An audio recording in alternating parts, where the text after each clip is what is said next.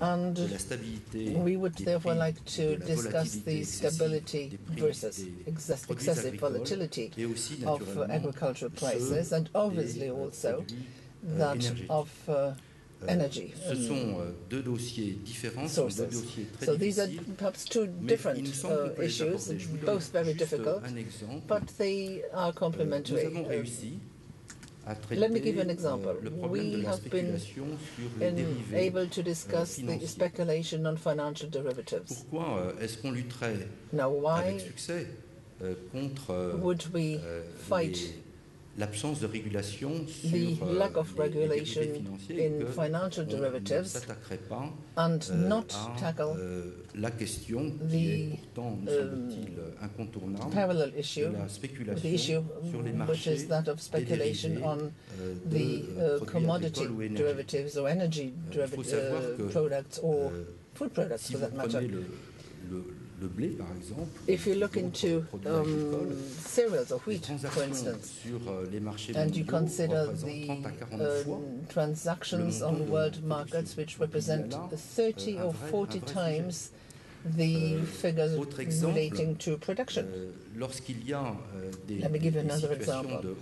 When there is a rapid price increase, couldn't we then envisage, together with the World Bank, for instance, developing an insurance mechanism which would enable importing countries from the developing world to face these artificial shortages and not to suffer from such a situation in which they don't have the necessary capital, necessary funds to buy these raw materials. So that is the second topic that we wish to discuss. The third topic is relating to global governance. We discussed this already last year, right here at our World Policy Forum, and I think that it is vital to come back to this subject. The World Bank reform has taken place, that of the Monetary Fund is taking place with a lot of difficulties, and I think that we now need to turn to the United Nations reform. 192 member countries. This is what the United Nations is about, and the United States are probably the only, the United Nations is probably the only organization which is universal and therefore has the required legitimacy. But is it an efficient organization? Or let me turn this around, put it another way. Can an organization be seen as legitimate in time if it is no longer operational, if it is no longer efficient? And I'm putting this question to you because I attended the Copenhagen summit discussing the climate changes. This is, of course, unavoidable. And we know that if we don't tackle this situation, we're going to reach an irreversible level of climate change. So it has become very urgent. And we've met at this Copenhagen summit, a major summit.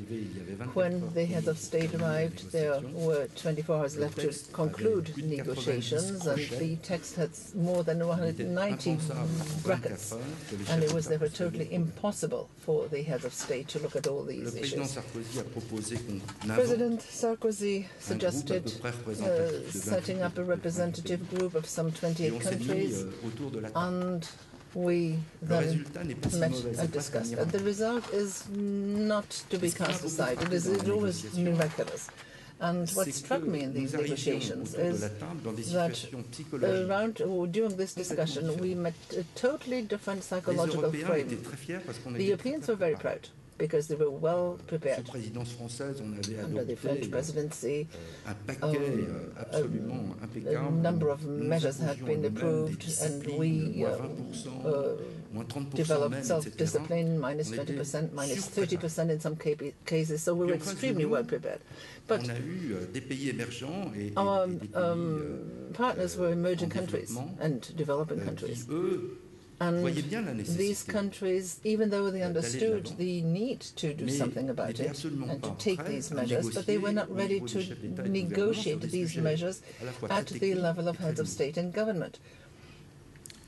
And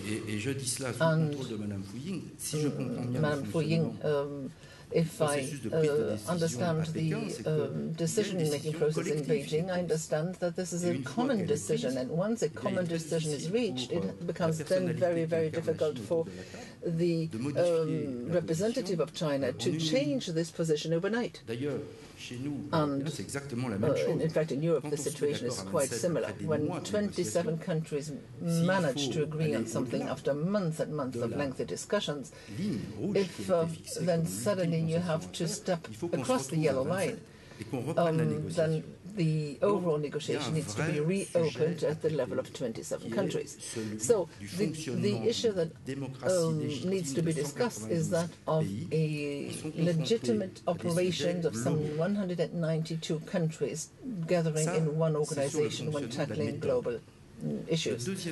So this is linked to method. The second issue linked to global governance is that after the war after 1945, we've seen that a number of new organizations have joined the United Nations family and who are handling or even responsible for major issues such as agricultural products. There are 3 major institutions and organizations handling agricultural topics. Now, perhaps this needs to be adjusted to today's reality.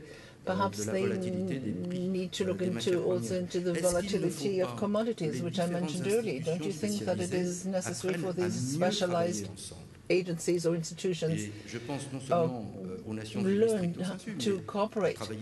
And this also applies for cooperation with the World Bank, with the Monetary Fund, with regional banks, etc. It's a lengthy discussion, and it's going to be difficult. And I think that we also need to look into the reform of the Security Council, already mentioned by the Secretary General, Mr. Ban Ki-moon, because the composition of the Security Council is no longer in tune with today's reality. Let me add a few words to the method developed by the presidency, the French presidency. Now we are admiring the work undertaken by the Korean presidency, but in France, it is very important to our president to make sure that French citizens usually in every step listen to him and understand. And the same applies to G20. We have to make sure that our partners understand what we're saying, and we need to understand where the yellow line is. And because otherwise it's going to be very, very difficult to reach the right balance in each one of these issues, which we will take up after the discussions taking place at the G20 summit itself. And there's another train of thought put forward by the French presidency. A summit such as a G20 summit is what, 20 hours, 36 hours? Okay, Sherpas meet and we discuss various issues. But considering the topics that are being discussed, it appears to me that it is vital for the heads of government and the ministers to truly participate. And I mentioned the volatility of agricultural price before.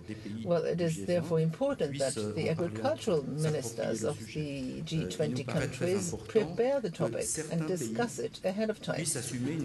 Obviously, some countries need to take on a responsibility in the guidance of this topic. Russia obviously could perhaps on the topic of agricultural products or energy products could perhaps take the lead in this. So these ideas, these suggestions are linked to the methodology behind the G20 summit during 2011. And then, as I said, we need to listen. G20 represents perhaps 85% of the world GDP, but then there are 172 countries who are non-members of the G20 summit. And therefore, the French president is going to attend the Summit de la Francophonie next week. He's also going to the African Union Summit, and he makes sure that he can listen to all these countries throughout the world and make sure that the legitimacy attached to the G20 summit be recognized in its capacity to hear and to listen to the messages from elsewhere.